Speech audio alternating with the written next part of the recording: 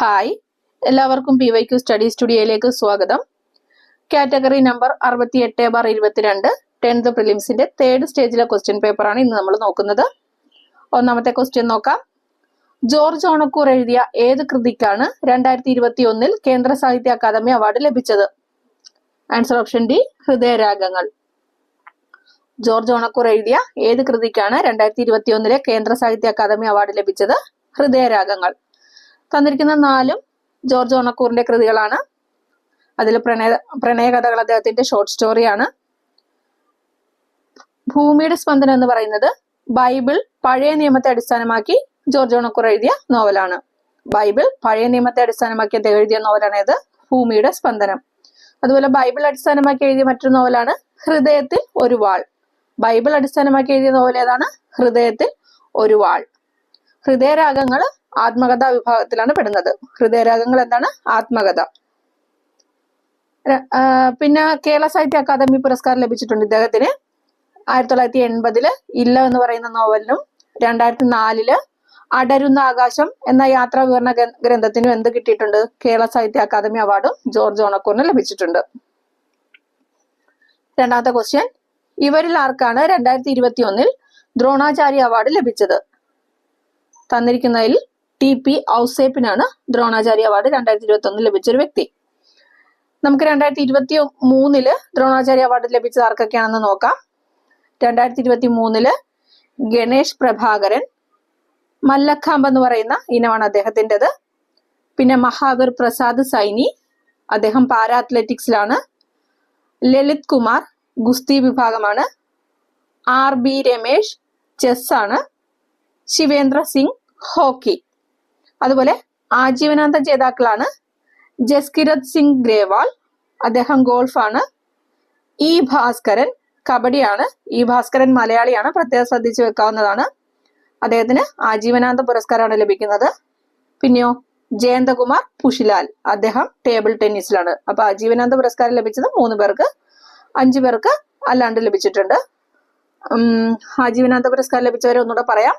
ജസ്കിരത് Singh Grewal golf, Jayanthakumar Pushilal table tennis, E Bhaskaran kabaddi. E Bhaskaran മലയാളിയാണ്. മൂന്നാമത്തെ question നോക്കാം. ലോകത്തിലെ ഏറ്റവും വലിയ പക്ഷിശില്പം. ലോകത്തിലെ ഏറ്റവും വലിയ പക്ഷിശില്പമാണ് ഏത്? ജഡായു. Option C, Jatayu. ജഡായു പക്ഷി പ്രതിമയുടെ ശില്പിയാണ് രാജീവ് അഞ്ചൽ. ജഡായു പക്ഷി പ്രതിമയുടെ ശില്പി ആരാണ്? രാജീവ് അഞ്ചൽ. ജഡായു പക്ഷി പ്രതിമ സ്ഥിതി ചെയ്യുന്നത് എവിടെയാ? കൊല്ലം ജില്ലയിലെ ചടയമംഗലത്ത്. എവിടെയാണ്? കൊല്ലം ജില്ലയിലെ ചടയമംഗലത്ത്. നാലാമത്തെ ക്വസ്റ്റ്യൻ. ലോകത്താദ്യമായി പൂർണ്ണമായും സൗരോർജ്ജത്തിൽ പ്രവർത്തിക്കുന്ന വിമാനത്താവളം. ലോകത്താദ്യമായിട്ട് പൂർണ്ണമായും സൗരോർജ്ജത്തിൽ പ്രവർത്തിക്കുന്ന വിമാനത്താവളമാണ് കൊച്ചി അന്താരാഷ്ട്ര വിമാനത്താവളം. ഓപ്ഷൻ ബി, കൊച്ചി അന്താരാഷ്ട്ര വിമാനത്താവളം. പൊതു സ്വകാര്യ പങ്കാളിത്തത്തോടെ ഇന്ത്യയിൽ നിർമ്മിച്ച ആദ്യ വിമാനത്താവളമാണ് നെടുമ്പാശ്ശേരി വിമാനത്താവളം. പൊതു സ്വകാര്യ പങ്കാളിത്തത്തോടെ ഇന്ത്യയിൽ നിർമ്മിച്ച ആദ്യ വിമാനത്താവളം. നെടുമ്പാശ്ശേരി വിമാനത്താവളത്തിന് അന്താരാഷ്ട്ര പദവി ലഭിച്ചത് 1999 നെടുമ്പാശ്ശേരി വിമാനത്താവളത്തിന് അന്താരാഷ്ട്ര പദവി ലഭിച്ചതെന്നാണ് 1999. അഞ്ചാമത്തെ ക്വസ്റ്റ്യൻ. കേരള സംസ്ഥാന ചലച്ചിത്ര അക്കാദമിയുടെ ചുമതല വഹിക്കുന്ന മന്ത്രി. കേരള സംസ്ഥാന ചലച്ചിത്ര അക്കാദമിയുടെ ചുമതല വഹിക്കുന്ന മന്ത്രിയാണ് ആര്? സജി ചെറിയാൻ. Option D, Saji Cherian. അദ്ദേഹത്തിന്റെ മറ്റു വകുപ്പുകൾ ഏതൊക്കെയാണ്? കേരള സംസ്ഥാന ചലച്ചിത്ര അക്കാദമി ഉണ്ട്, കേരള സംസ്ഥാന ചലച്ചിത്ര വികസന കോർപ്പറേഷൻ, ഫിഷറീസ്, സർവകലാശാല, ഹാർബർ എഞ്ചിനീയറിംഗ്, പിന്നെയോ യുവജനകാര്യം, സാംസ്കാരികം, പിന്നെ കേരള സംസ്ഥാന സാംസ്കാരിക പ്രവർത്തക ക്ഷേമനിധി ബോർഡ്. ഈ വകുപ്പുകളൊക്കെ വഹിക്കുന്നത് ആരാണ്? സജി ചെറിയാനാണ്. ഇനി GR അനിൽ തന്നിട്ടുണ്ട് അല്ലെ, മന്ത്രി GR അനിലിനെ തന്നിട്ടുണ്ട്. അദ്ദേഹത്തിന്റെ വകുപ്പുകൾ ഏതൊക്കെയാണ്? ഭക്ഷ്യ സിവിൽ സപ്ലൈസ്, പിന്നെ ഉപഭോക്തൃകാര്യം, ലീഗൽ മെട്രോളജി. ഏതൊക്കെയാണ്? ഭക്ഷ്യ സിവിൽ സപ്ലൈസ്, ഉപഭോക്തൃകാര്യം, ലീഗൽ മെട്രോളജി. മന്ത്രി P പ്രസാദ് ഉണ്ട്. അദ്ദേഹത്തിന്റെ വകുപ്പുകൾ ഏതൊക്കെയാണ്? കൃഷി, മണ്ണ് സർവേ, മണ്ണ് സംരക്ഷണം, കേരള കാർഷിക സർവകലാശാല, പിന്നെ വെയർ ഹൗസിംഗ് കോർപ്പറേഷൻ. ഇതൊക്കെ P പ്രസാദിന്റെ വകുപ്പുകളാണ്. ഏതൊക്കെയാണ്? കൃഷി, മണ്ണ് സർവേ, മണ്ണ് സംരക്ഷണം, കേരള കാർഷിക സർവകലാശാല, വെയർ ഹൗസിംഗ് കോർപ്പറേഷൻ. ഇനി മന്ത്രി ജെ ചിഞ്ചുറാണിയെ തന്നിട്ടുണ്ട്. അദ്ദേഹത്തിന്റെ മന്ത്രി ജെ ചിഞ്ചുറാണിയുടെ വകുപ്പുകളാണ് ഏതൊക്കെ? മൃഗസംരക്ഷണം, ക്ഷീരവികസനം, ക്ഷീര സഹകരണ സ്ഥാപനങ്ങള്, മൃഗശാലകള്, പിന്നെയോ Kerala veterinary and animal science university. ഏതൊക്കെയാണ്? മൃഗസംരക്ഷണം, ക്ഷീരവികസനം, ക്ഷീര സഹകരണ സ്ഥാപനങ്ങള്, മൃഗശാലകള്, Kerala veterinary and animal science university. അടുത്ത ക്വസ്റ്റ്യൻ നോക്കാം. നിലവിലെ കേരള പബ്ലിക് സർവീസ് കമ്മീഷന്റെ ചെയർമാൻ. എക്സാം നടക്കുന്ന സമയത്ത് അഡ്വക്കേറ്റ് എം കെ സക്കീർ ആയിരുന്നു. പക്ഷെ നിലവിൽ ആരാണ്? Doctor M R Baiju. നിലവില് കേരള പബ്ലിക് സർവീസ് കമ്മീഷന്റെ ചെയർമാനാണ് ഡോക്ടർ എം ആർ ബൈജു. ഏഴാമത്തെ ക്വസ്റ്റ്യൻ. എത്ര ജില്ലാ സഹകരണ ബാങ്കുകളെ സംയോജിപ്പിച്ചാണ് Kerala state cooperative bank limited രൂപീകരിച്ചത്? എത്ര ജില്ലാ സഹകരണ ബാങ്കുകളെ സംയോജിപ്പിച്ചിട്ടാണ് Kerala state cooperative bank limited രൂപീകരിച്ചത്? എത്രയാണ്? 13. 13 സഹകരണ ബാങ്കുകളെ സംയോജിപ്പിച്ചിട്ടാണ് കേരള ബാങ്ക് രൂപം കൊണ്ടത്. അപ്പൊ കേരള ബാങ്ക് രൂപം കൊണ്ടത് എന്നാ? 2019 നവംബർ 29. 2019 നവംബർ 29 കേരള ബാങ്ക് രൂപം കൊണ്ടത്. ആസ്ഥാനം തിരുവനന്തപുരമാണ്. ആസ്ഥാനം എവിടെയാണ്? തിരുവനന്തപുരം. MS ശ്രീറാം കമ്മിറ്റിയുടെ നിർദ്ദേശപ്രകാരമാണ് കേരള ബാങ്ക് രൂപം കൊണ്ടത്. ഏത് കമ്മിറ്റിയുടെയാണ്? MS ശ്രീറാം കമ്മിറ്റിയുടെ നിർദ്ദേശപ്രകാരം. കേരള ബാങ്കിന്റെ ആദ്യ സിഇഒ ആണ് PS രാജൻ. കേരള ബാങ്കിന്റെ ആദ്യ സിഇഒ ആണ് ആര്? PS രാജൻ. നിലവിലെ സിഇഒ ജോർട്ടി M ചാക്കോയാണ്. നിലവിൽ സിഇഒ മാറിയിട്ടുണ്ട്. ആരാണ്? ജോർട്ടി M ചാക്കോ. അടുത്ത ക്വസ്റ്റ്യൻ നോക്കാം. അന്ന ബെന്നിന് 2021 ഏത് പുരസ്കാരമാണ് ലഭിച്ചത്? അന്ന ബെന്നിന് കേരള സ്റ്റേറ്റ് ഫിലിം അവാർഡാണ് 2021 ലഭിക്കുന്നത്. മികച്ച നടിയായിരുന്നു. Kerala state film award. 53ാമത് കേരള സംസ്ഥാന ചലച്ചിത്ര പുരസ്കാരം നമുക്കൊന്ന് നോക്കാം. 2023 ജൂലൈ 21 53ാമത് കേരള സംസ്ഥാന ചലച്ചിത്ര പുരസ്കാരം നൽകുന്നത്. മികച്ച നടൻ മമ്മൂട്ടിയാണ്. സിനിമ ഏതാണ്? നൻപകൽ നേരത്ത് മയക്കം എന്ന സിനിമയിലെ അഭിനയത്തിനാണ് മമ്മൂട്ടിക്ക് മികച്ച നടനുള്ള അവാർഡ് ലഭിക്കുന്നത്. മികച്ച നടി വിൻസി അലോഷ്യസ് ആണ്. രേഖ എന്ന സിനിമയിലെ അഭിനയത്തിനാണ്. മികച്ച നടിയാരാണ്? വിൻസി അലോഷ്യസ്. മികച്ച സ്വഭാവ നടൻ PP കുഞ്ഞികൃഷ്ണൻ. PP കുഞ്ഞികൃഷ്ണൻ. ഇന്നാത്താൻ കേസുകോട് എന്ന ചലച്ചിത്രത്തിന്. മികച്ച സ്വഭാവ നടി ദേവി വർമ്മ. സൗദി വെള്ളക്കേര അഭിനയത്തിനാണ് ദേവി വർമ്മയ്ക്ക് മികച്ച സ്വഭാവ നടി എന്ന പുരസ്കാരം ലഭിക്കുന്നത്. മികച്ച സിനിമയായിരുന്നു നൻപകൽ നേരത്ത് മയക്കം. മികച്ച സിനിമ ഏതാണ്? നൻപകൽ നേരത്ത് മയക്കം. നൻപകൽ നേരത്ത് മയക്കത്തിന്റെ സംവിധായകനാണ് ലിജോ ജോസ് പെല്ലിശ്ശേരി. നൻപകൽ നേരത്ത് മയക്കം സിനിമയുടെ സംവിധായകൻ ആരാണ്? ലിജോ ജോസ് പെല്ലിശ്ശേരി. മികച്ച രണ്ടാമത്തെ സിനിമയായിരുന്നു അടിത്തട്ട്. മികച്ച രണ്ടാമത്തെ സിനിമ ഏതായിരുന്നു? അടിത്തട്ട്. അതിന്റെ സംവിധായകൻ ജിജോ ആന്റണി ആയിരുന്നു. അടിത്തട്ട് സംവിധാനം ചെയ്ത ആരാണ്? ജിജോ ആന്റണി. അടുത്ത ക്വസ്റ്റ്യൻ നോക്കാം. 9ാമത്തെ ചോദ്യം. ഡോക്ടർ ശോശാമ്മ ഐപ്പിന് 2022 പത്മശ്രീ പുരസ്കാരം ഏത് വിഭാഗത്തിലെ സേവനത്തിനാണ് ലഭിച്ചത്? ഡോക്ടർ ശോശാമ്മ ഐപ്പിന് 2022 പത്മശ്രീ ഏത് വിഭാഗത്തിലാണ് ലഭിക്കുന്നതെന്നാണ് ചോദിച്ചിരിക്കുന്നത്. കൃഷി മൃഗസംരക്ഷണം എന്ന വകുപ്പായിരുന്നു. ഇതിൽ അതില്ല. ഓപ്ഷൻ ഡി മറ്റുള്ളവ. ശോശാമ്മ ഐപ്പിന് കൃഷി മൃഗസംരക്ഷണം എന്നതിലാണ് പത്മശ്രീ ലഭിച്ചത്. നമുക്ക് 2024 പത്മശ്രീ ഒന്ന് നോക്കാം. 2024 പത്മശ്രീ ലഭിച്ച മലയാളികളാണ് 6 പേരുണ്ട്. കഥകളി ആചാര്യൻ സദനം ബാലകൃഷ്ണൻ. കഥകളി ആചാര്യൻ സദനം ബാലകൃഷ്ണൻ. പിന്നെ തെയ്യം കലാകാരൻ EV നാരായണൻ. തെയ്യം കലാകാരൻ EV നാരായണൻ. പത്മശ്രീ ലഭിക്കുന്ന ആദ്യത്തെ തെയ്യം കലാകാരനാണ് ആര്? EV നാരായണൻ. പിന്നെ കാസർകോട്ടെ നെൽകർഷകൻ സത്യനാരായണ ബലേരി. കാസർകോട്ടെ നെൽകർഷകനായിട്ടുള്ള സത്യനാരായണ ബലേരി. സ്വാമി മുനിനാരായണ പ്രസാദ്. അശ്വതി തിരുനാൾ ഗൗരി ലക്ഷ്മിഭായി. P ചിത്രൻ നമ്പൂതിരിപ്പാട്. P ചിത്രൻ നമ്പൂതിരിപ്പാടിന് മരണാനന്തരമാണ് ബഹുമതി ലഭിക്കുന്നത്. അപ്പൊ 6 പേര് ആരൊക്കെയാണ്? കഥകളി ആചാര്യൻ സദനം ബാലകൃഷ്ണൻ, തെയ്യം കലാകാരൻ EV നാരായണൻ, കാസർകോട്ടെ നെൽകർഷകൻ സത്യനാരായണ ബലേരി, സ്വാമി മുനിനാരായണ പ്രസാദ്, അശ്വതി തിരുനാൾ ഗൗരി ലക്ഷ്മിഭായ്, P ചിത്രൻ നമ്പൂതിരിപ്പാട്. 6 പേർക്കാണ് 6 മലയാളികൾക്കാണ് എന്ത് പത്മശ്രീ ലഭിച്ചിട്ടുള്ളത്. മലയാളികളാണ് പറഞ്ഞത് കേട്ടോ. മൊത്തം 34 പേർക്ക് ലഭിച്ചിട്ടുണ്ട്. അതിൽ മലയാളികളാണ് 6 പേര്. അടുത്ത question, Kerala state council for science, technology and environment എന്ന നാമം സ്വീകരിച്ചത് ഏത് വർഷത്തിലാണ്? Answer option A 2002. Kerala state council for science, technology and environment എന്ന നാമം സ്വീകരിച്ചത് 2002. Science, technology and environment committee രൂപീകരിക്കുന്നത് 1972.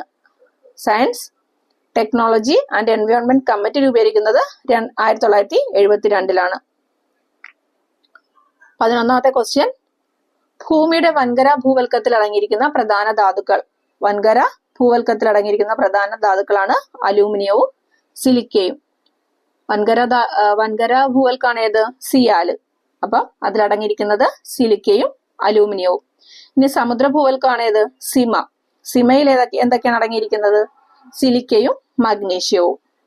സിമയില് അഥവാ സമുദ്ര ഭൂവൽക്കത്തില് സിലിക്കയും മഗ്നീഷ്യവും. 12ാമത്തെ ക്വസ്റ്റ്യൻ, താഴെ തന്നിരിക്കുന്നതിൽ അവസാദ ശിലയ്ക്ക് ഉദാഹരണമല്ലാത്തത്. അവസാദ ശിലയ്ക്ക് ഉദാഹരണമല്ലാത്തതാണ് ചോദിച്ചിരിക്കുന്നത്. ഇതില് ബസാൾട്ട് അവസാദ ശിലയ്ക്ക് ഉദാഹരണമല്ല. ബസാൾട്ട് എന്തിനു ഉദാഹരണമാണ്? ആഗ്നേയശിലയ്ക്ക് ഉദാഹരണമാണ് അല്ലെ.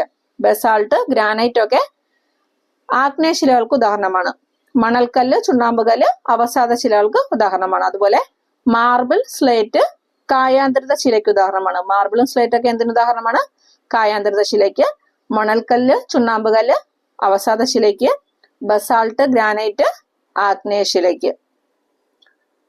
അടുത്ത ക്വസ്റ്റ്യൻ നോക്കാം. ഐക്യരാഷ്ട്ര സംഘടന എല്ലാ വർഷവും ലോക മണ്ണ് ദിനമായി ആചരിക്കുന്നതെന്ന്. അത് ക്വസ്റ്റ്യൻ ഡിലീറ്റഡ് ആണ്. അടുത്ത ക്വസ്റ്റ്യൻ നോക്കാം. 14ാമത്തെ ക്വസ്റ്റ്യൻ, താഴെ തന്നിരിക്കുന്നതിൽ മടക്കു പർവ്വത നിരയ്ക്ക് ഉദാഹരണം. താഴെ തന്നിരിക്കുന്നതിൽ മടക്കു പർവ്വത നിരയ്ക്ക് ഉദാഹരണമാണ് അറ്റ്ലസും ആൽപ്സും. Option D, B and C. ലോകത്തിലെ ഏറ്റവും പ്രായം കുറഞ്ഞ മടക്കു പർവ്വതമാണ് ഏത്? ഹിമാലയം. ലോകത്തിലെ ഏറ്റവും പ്രായം കുറഞ്ഞ മടക്കു പർവ്വതമാണ് ഹിമാലയം. അതുപോലെ ലോകത്തിലെ ഏറ്റവും വലിയ മടക്കു പർവ്വത നിര ചോദിച്ചാലും ഹിമാലയം തന്നെയാണ്. ലോകത്തിലെ ഏറ്റവും പ്രായം കുറഞ്ഞ മടക്കു പർവ്വതമാണ് ഹിമാലയം. ലോകത്തിലെ ഏറ്റവും വലിയ മടക്കു പർവ്വത നിരയാണ് ഹിമാലയം. എന്നാൽ ഇന്ത്യയിലെ ഏറ്റവും പ്രായം കൂടിയ മടക്കു പർവ്വതം ഏതാ? ഇന്ത്യയിലെ ഏറ്റവും പ്രായം കൂടിയ മടക്കു പർവ്വതം ആരവല്ലി. ഏതാണ്? ആരവല്ലി. അടുത്ത ക്വസ്റ്റ്യൻ നോക്കാം. കനത്ത മഴയെ തുടർന്ന് പെട്ടെന്ന് ജലനിരപ്പ് ഉയരുന്ന പ്രതിഭാസമാണ് മലവെള്ളപ്പാച്ചിൽ. എന്താണ്? മലവെള്ളപ്പാച്ചിൽ. കനത്ത മഴയെ തുടർന്ന് പെട്ടെന്ന് ജലനിരപ്പ് ഉയരുന്ന പ്രതിഭാസമാണ് മലവെള്ളപ്പാച്ചിൽ. അടുത്ത ക്വസ്റ്റ്യൻ നോക്കാം. ഇന്ത്യയിൽ ഏറ്റവും ഉയർന്ന ജനസംഖ്യയുള്ള സംസ്ഥാനം. ഏറ്റവും കൂടുതൽ ജനസംഖ്യയുള്ള സംസ്ഥാനം ഏതാ? Uttar Pradesh, UP. Option A, UP. ഏറ്റവും കുറവ് ജനസംഖ്യയുള്ള സംസ്ഥാനമോ? ഏറ്റവും കുറവ് ജനസംഖ്യയുള്ളത് സിക്കിമില്. ജനസാന്ദ്രത ഏറ്റവും കൂടിയ സംസ്ഥാനം ഏതാ? ജനസാന്ദ്രത ഏറ്റവും കൂടിയത് ബീഹാർ. ജനസാന്ദ്രത ഏറ്റവും കുറഞ്ഞത് അരുണാചൽ പ്രദേശ്. എന്നിട്ട് പറയാം. ഏറ്റവും കൂടുതൽ ജനസംഖ്യ ഉള്ളത് ഉത്തർപ്രദേശ്. ജനസംഖ്യ ഏറ്റവും കുറവുള്ള സംസ്ഥാനം സിക്കിം. ഏറ്റവും ജനസാന്ദ്രത കൂടിയ സംസ്ഥാനം ബീഹാർ. ഏറ്റവും ജനസാന്ദ്രത കുറഞ്ഞ സംസ്ഥാനം അരുണാചൽ പ്രദേശ്. അടുത്ത ക്വസ്റ്റ്യൻ നോക്കാം. 1 ലക്ഷത്തിലധികവും 10 ലക്ഷത്തിൽ താഴെയും ജനസംഖ്യയുള്ള നഗരങ്ങൾ അറിയപ്പെടുന്ന പേര്. 1 ലക്ഷത്തിലധികവും 10 ലക്ഷത്തിൽ താഴെയും ജനസംഖ്യയുള്ള നഗരങ്ങൾ അറിയപ്പെടുന്ന പേരാണ് നഗരം. ഓപ്ഷൻ സി, നഗരം. 1 ലക്ഷത്തിൽ താഴെ ജനസംഖ്യയുള്ള ചെറിയ നഗരപ്രദേശങ്ങളാണ് എന്ത്? പട്ടണം. 1 ലക്ഷത്തിൽ താഴെ ജനസംഖ്യയുള്ള ചെറിയ നഗരപ്രദേശങ്ങളാണ് പട്ടണം.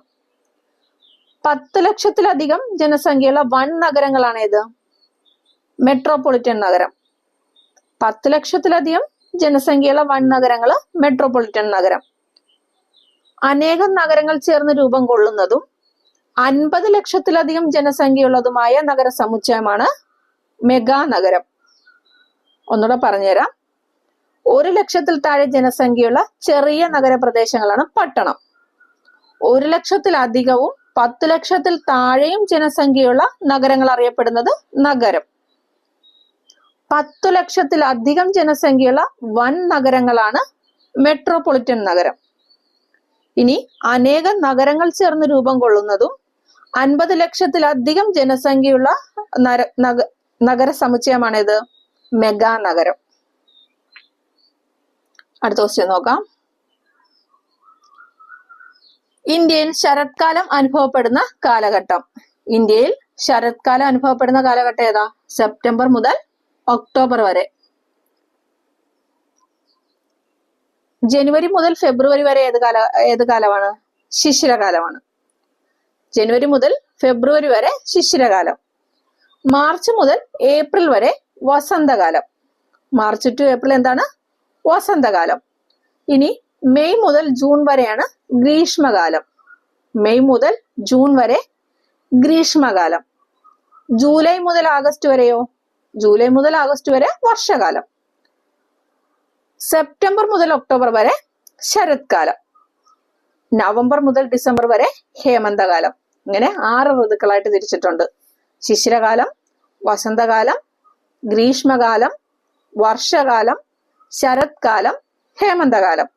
ശിശിരകാലം ജനുവരി ടു ഫെബ്രുവരി, വസന്തകാലം മാർച്ച് ടു ഏപ്രിൽ, ഗ്രീഷ്മകാലം മെയ് ടു ജൂൺ, വർഷകാലം ജൂലൈ ടു ആഗസ്റ്റ്, ശരത്കാലം സെപ്റ്റംബർ ടു ഒക്ടോബർ, ഹേമന്തകാലം നവംബർ ടു ഡിസംബർ. അടുത്ത ക്വസ്റ്റ്യൻ. കേരളത്തിൽ ഏറ്റവും കൂടുതൽ അരി ഉൽപ്പാദിപ്പിക്കപ്പെടുന്ന ജില്ല. കേരളത്തിൽ ഏറ്റവും കൂടുതൽ അരി ഉൽപ്പാദിപ്പിക്കപ്പെടുന്ന ജില്ല ഏതാണ്? പാലക്കാട്. ജില്ല പാലക്കാടാണ്. കേരളത്തിന്റെ നെല്ലറ, കേരളത്തിന്റെ ധാന്യപ്പുര, കരിമ്പനകളുടെ നാട് എന്നൊക്കെ അറിയപ്പെടുന്ന ജില്ലയാണ് ഏത്? പാലക്കാട്. എന്തൊക്കെയാണ്? കേരളത്തിന്റെ നെല്ലറ, കേരളത്തിന്റെ ധാന്യപ്പുര, കരിമ്പനകളുടെ നാട്, ഇങ്ങനെയൊക്കെ അറിയപ്പെടുന്ന ജില്ലയാണ് പാലക്കാട്. നിലക്കടല, പരുത്തി ഇതൊക്കെ ഉൽപ്പാദിപ്പിക്കുന്ന കേരളത്തിലെ ഏക ജില്ലയാണ് ഏത്? പാലക്കാട്. നിലക്കടലയും പരുത്തിയും ഉൽപ്പാദിപ്പിക്കുന്ന കേരളത്തിലെ ഏക ജില്ലയാണ് ഏത്? പാലക്കാട്. ഇനി കേരളത്തിന്റെ നെല്ലറ എന്നറിയപ്പെടുന്ന ജില്ല പാലക്കാടാന്ന് പറഞ്ഞല്ലോ. കേരളത്തിന്റെ നെല്ലറ എന്നറിയപ്പെടുന്ന പ്രദേശം ഏതാണ്? അത് കുട്ടനാടാണ്. ആലപ്പുഴ ജില്ലയിലെ കുട്ടനാടാണ് കേരളത്തിന്റെ നെല്ലറ എന്നറിയപ്പെടുന്ന പ്രദേശം. 20ാമത്തെ ക്വസ്റ്റ്യൻ നോക്കാം. താഴെ തന്നിരിക്കുന്നവയിൽ ട്രാൻസ് ഹിമാലയത്തിൽ ഉൾപ്പെടുന്നത് ഏത്? ട്രാൻസ് ഹിമാലയത്തിൽ ഉൾപ്പെടുന്നത് ഇതില് ലഡാക്കും സസ്കറും. Option C. ഉത്തരപർവ്വത മേഖലയെ ആ മേഖലയിൽ സ്ഥിതി ചെയ്യുന്ന പർവ്വതനിരകളുടെ അടിസ്ഥാനത്തിൽ 3ആയിട്ട് തിരിച്ചിട്ടുണ്ട്. ഉത്തരപർവ്വത മേഖലയെ ആ മേഖലയിൽ സ്ഥിതി ചെയ്യുന്ന പർവ്വതനിരകളുടെ അടിസ്ഥാനത്തിൽ എത്രയായിട്ട് തിരിച്ചിട്ടുണ്ട്? 3ആയിട്ട്. ഏതൊക്കെയാണ്? ഹിമാലയം, ട്രാൻസ് ഹിമാലയം, കിഴക്കൻ മലനിരകൾ അഥവാ പൂർവാചൽ. ഏതൊക്കെയാണ്? ഹിമാലയം, ട്രാൻസ് ഹിമാലയം, പിന്നെ പൂർവാചൽ അല്ലെങ്കിൽ കിഴക്കൻ മലനിരകൾ. ഇങ്ങനെ 3ആയിട്ട് തിരിച്ചിട്ടുണ്ട്. ഇതിൽ ട്രാൻസ് ഹിമാലയത്തിന്റെ ഭാഗമായിട്ട് വരുന്ന പർവ്വതനിരകൾ ഏതൊക്കെയാണ്? കാരക്കോറം, ലഡാക്ക്, സസ്കർ, ഹിന്ദുക്കുഷ്, കൈലാസം. ഇതെല്ലാം എന്തിന്റെ ഭാഗമായിട്ട് വരുന്നതാണ്? ട്രാൻസ് ഹിമാലയത്തിന്റെ ഭാഗമായിട്ട് വരുന്നതാണ്. അപ്പോ ട്രാൻസ് ഹിമാലയത്തിന്റെ ഭാഗമായിട്ട് വരുന്ന പർവ്വതനിരകൾ ഏതൊക്കെയാണ്? കാരക്കോറം, ലഡാക്ക്, സസ്കർ, പിന്നെയോ ഹിന്ദുക്കുഷ്, കൈലാസം. ഇതിലെ ആൻസർ ഓപ്ഷൻ സി. 21ാമത്തെ ചോദ്യം നോക്കാം. താഴെ പറയുന്നവരിൽ അവകാശ പത്രികയിൽ ഒപ്പുവെച്ച ബ്രിട്ടീഷ് രാജാവ്. അവകാശ പത്രികയിൽ ഒപ്പുവെച്ച ബ്രിട്ടീഷ് രാജാവ് വില്യം മൂന്നാമൻ. Option D. ഇനി പെറ്റീഷൻ ഓഫ് റൈറ്റ്സ് ഉണ്ട്. എന്താണ് പെറ്റീഷൻ ഓഫ് റൈറ്റ്സ്? ഇംഗ്ലണ്ടിലെ രാജാവിന്റെ സ്വേച്ഛാധികാരങ്ങളെയൊക്കെ നിയന്ത്രിക്കുന്ന ഒരു ബില്ലാണ് ഏത്? Petition of rights. ഈ പെറ്റീഷൻ ഓഫ് റൈറ്റ്സിൽ ഒപ്പുവെച്ചത് ചാൾസ് ഒന്നാമനാണ്. അവകാശ പത്രികയിൽ ഒപ്പുവെച്ചതാണ് വില്യംസ് മൂന്നാമൻ. പെറ്റീഷൻ ഓഫ് റൈറ്റ്സിൽ ഒപ്പുവെച്ചതാണ് ചാൾസ് ഒന്നാമൻ. 22ാമത്തെ ക്വസ്റ്റ്യൻ. കേരളത്തിലെ ഇപ്പോഴത്തെ മുഖ്യ വിവരാവകാശ ഓഫീസർ. കേരളത്തിലെ ഇപ്പോഴത്തെ മുഖ്യ വിവരാവകാശ ഓഫീസർ. ഇതിൽ ആൻസർ വിശ്വാസ് മേത്തയായിരുന്നു. നിലവിൽ മാറിയിട്ടുണ്ട്. നിലവിൽ ആരാണ്? വി ഹരിനായർ. ആരാണ്? വി ഹരിനായർ ആണ് നിലവില് കേരളത്തിലെ മുഖ്യ വിവരാവകാശ ഓഫീസർ. 23ാമത്തെ ക്വസ്റ്റ്യൻ. ഇന്ത്യൻ ഫ്ലാഗ് കോഡ് പ്രകാരം VVIP വിമാനങ്ങളിൽ ഉപയോഗിക്കുന്ന പതാകയുടെ അളവ്. Option C 450 × 300 mm. 450 × 300 mm ആണ് VVIP വിമാനങ്ങളിൽ ഉപയോഗിക്കുന്ന പതാകയുടെ അളവ്. 24ാമത്തെ ക്വസ്റ്റ്യൻ. പൂർണ്ണമായും രാഷ്ട്രത്തിന്റെ പണം കൊണ്ട് സംരക്ഷിക്കപ്പെടുന്ന യാതൊരു വിദ്യാഭ്യാസ സ്ഥാപനത്തിലും മതപരമായ ബോധനം നൽകുവാൻ പാടുള്ളതല്ല എന്ന് പരാമർശിക്കുന്ന ഇന്ത്യൻ ഭരണഘടനയിലെ അനുച്ഛേദം ഏതാകുന്നു? അനുച്ഛേദം 28(1). 28-1 എന്ത് പറയുന്നത്? പൂർണ്ണമായും രാഷ്ട്രത്തിന്റെ പണം കൊണ്ട് സംരക്ഷിക്കപ്പെടുന്ന യാതൊരു വിദ്യാഭ്യാസ സ്ഥാപനത്തിലും മതപരമായ ബോധനം നൽകുവാൻ പാടുള്ളതല്ല എന്ന് പറയുന്നത്. ഇന്ത്യൻ ഭരണഘടനയുടെ ആർട്ടിക്കിൾ 25 മുതൽ 28 വരെയാണ് എന്ത്? മതസ്വാതന്ത്ര്യത്തെ കുറിച്ച് പ്രതിപാദിക്കുന്നത്. മതസ്വാതന്ത്ര്യത്തെ കുറിച്ച് പ്രതിപാദിക്കുന്ന ആർട്ടിക്കിൾ ഏതാണ്? 25 മുതൽ 28 വരെ. അടുത്ത ക്വസ്റ്റ്യൻ നോക്കാം. സംസ്ഥാനങ്ങളുടെ കടമെടുപ്പുമായി ബന്ധപ്പെട്ട ഭരണഘടനയിൽ പ്രതിപാദിച്ചിരിക്കുന്ന അനുച്ഛേദം. സംസ്ഥാനങ്ങളുടെ കടമെടുപ്പുമായി ബന്ധപ്പെട്ട ഭരണഘടനയിൽ പ്രതിപാദിച്ചിരിക്കുന്ന അനുച്ഛേദമാണ് ഏത്? ആർട്ടിക്കിൾ 293. 292 എന്താണ്? കേന്ദ്ര ഗവൺമെന്റിന്റെ കടമെടുക്കലിനെ കുറിച്ച് പ്രതിപാദിക്കുന്നതാണ് ആർട്ടിക്കിൾ 292. ഇവിടെ 323 തന്നിട്ടുണ്ട്. 323 എന്താണ്? പബ്ലിക് സർവീസ് കമ്മീഷന്റെ റിപ്പോർട്ടുകളെ കുറിച്ച് പറയുന്ന ആർട്ടിക്കിൾ ആണ് ഏത്? 323. പബ്ലിക് സർവീസ് കമ്മീഷന്റെ റിപ്പോർട്ടുകളെ കുറിച്ച് പറയുന്നത്. ഇനി 351 തന്നിട്ടുണ്ട്. 351 ഏതാണ്? ഹിന്ദി ഭാഷയുടെ വികസനത്തിനായിട്ടുള്ള നിർദ്ദേശങ്ങളെ കുറിച്ച് പ്രതിപാദിക്കുന്നതാണ് ആർട്ടിക്കിൾ 351.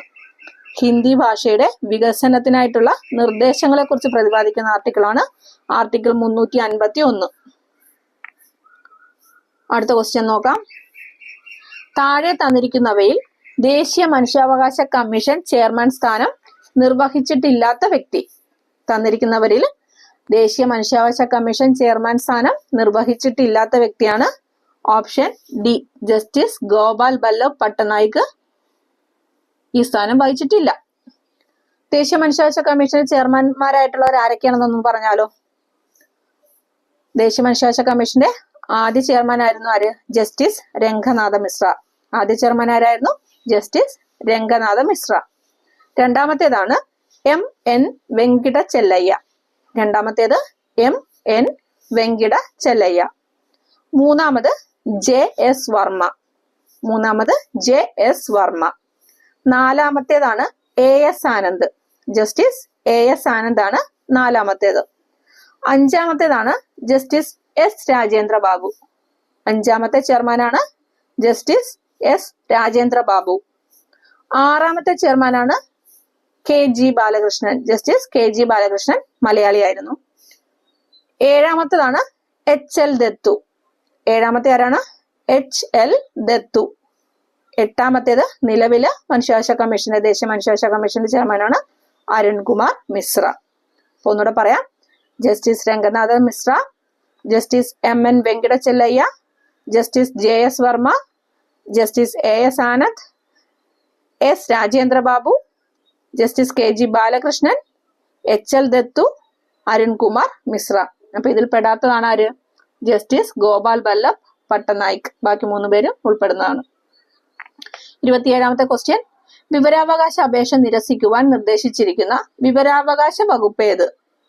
വിവരാവകാശ അപേക്ഷ നിരസിക്കുവാൻ നിർദ്ദേശിച്ചിരിക്കുന്ന വിവരാവകാശ വകുപ്പ് ഏതാണെന്നാണ് ചോദിച്ചിരിക്കുന്നത്. വകുപ്പ് 8, ഓപ്ഷൻ എ. 28ാമത്തെ ചോദ്യം. ഭരണകൂടത്തിനും രാഷ്ട്രത്തിനും അവയെ സൃഷ്ടിക്കുകയും അവയ്ക്ക് കീഴിൽ ജീവിക്കുകയും ചെയ്യുന്ന മനുഷ്യരുടെ താല്പര്യങ്ങൾക്കപ്പുറം ഒരു ലക്ഷ്യവുമില്ല. ഈ വാക്കുകൾ ഏത് സ്വാതന്ത്ര്യ സമരകാലത്ത് ഉയർന്നു വന്നതാകുന്നു? ഒന്നുകൂടെ വായിക്കാം. ഭരണകൂടത്തിനും രാഷ്ട്രത്തിനും അവയെ സൃഷ്ടിക്കുകയും അവയ്ക്ക് കീഴിൽ ജീവിക്കുകയും ചെയ്യുന്ന മനുഷ്യരുടെ താല്പര്യങ്ങൾക്കപ്പുറം ഒരു ലക്ഷ്യവുമില്ല. ഈ വാക്കുകൾ ഏത് സ്വാതന്ത്ര്യ സമരകാലത്ത് ഉയർന്നു വന്നതാകുന്നു? അമേരിക്കൻ സ്വാതന്ത്ര്യ സമരകാലത്ത്. Option C. അടുത്ത ക്വസ്റ്റ്യൻ. ശിശുവിന് വാത്സല്യം, സ്വാതന്ത്ര്യം, സമാധാനം, സമഭാവന, സഹാനുഭൂതി എന്നിവയിലൂന്നി വ്യക്തിത്വ വികാസം ഉറപ്പുവരുത്താൻ മാതാപിതാക്കൾക്കും സമൂഹത്തിനും ഉത്തരവാദിത്വമുണ്ട് എന്ന് പ്രഖ്യാപിച്ച UN പ്രമേയം അവതരിപ്പിക്കപ്പെട്ട വർഷം. ശിശുവിന് വാത്സല്യം, സ്വാതന്ത്ര്യം, സമാധാനം, സമഭാവന, സഹാനുഭൂതി എന്നിവയിലൂന്നി വ്യക്തിത്വ വികാസം ഉറപ്പുവരുത്താൻ മാതാപിതാക്കൾക്കും സമൂഹത്തിനും ഉത്തരവാദിത്വമുണ്ട് എന്ന് പ്രഖ്യാപിച്ച UN പ്രമേയം അവതരിപ്പിക്കപ്പെട്ട വർഷം. 1989 നവംബർ 20. Option D. 1989 നവംബർ 20.